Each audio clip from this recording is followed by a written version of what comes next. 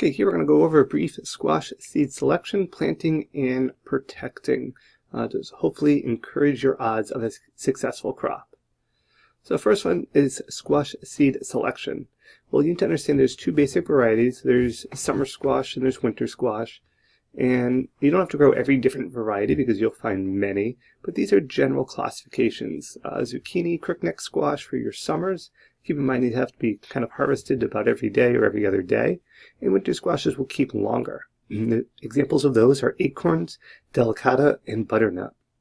So within the acorn in particular, you'll find many different subsets and varieties, different growth habits, and these are all things to consider.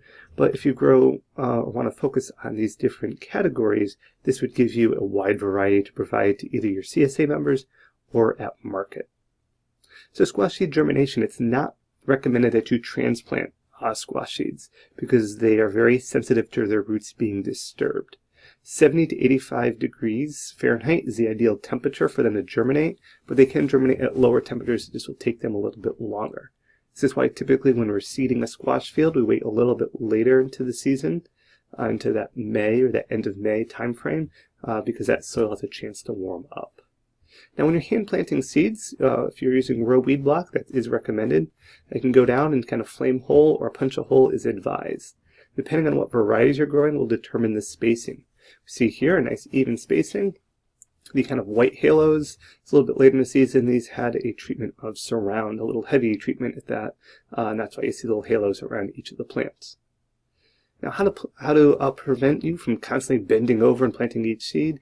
I had one person go down a row with a large heavy metal spike like this and kind of use that to kind of punch a hole that's about that inch or so deep into the soil. The next person will follow around with a 3 to 4 foot pipe, and they basically would drop a couple seeds down there, about 3, and that would go right into the hole. Third person comes through and covers the hole up. And this is a very efficient way that no one has to keep bending over and up and down to go through and plant what could be a very large field of squash or even pumpkin seeds. Now, protection of your newly emerging squash seeds. Early season cucumber beetles can be a major threat. So after seeding, it's recommended you cover the rows like it is here with insect netting. Don't wait on this because if you've forgotten about and the seedlings do emerge and cucumber beetles have a hatch, they can literally wipe out your small seedlings over one night.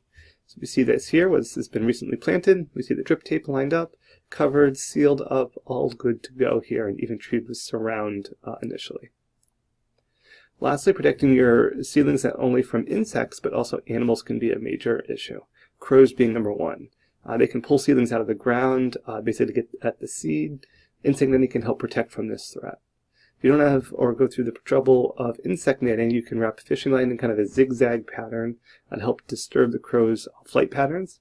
Or also as a last resort, if possible in your area, if you are able to hunt crows and you shoot one, you can hang it on a pole in the center of the squash field, and simply that one dead crow hanging on a pole will take care of any future crow problems. So again, I know it's not available in all areas, but if it is an option, it's one to consider.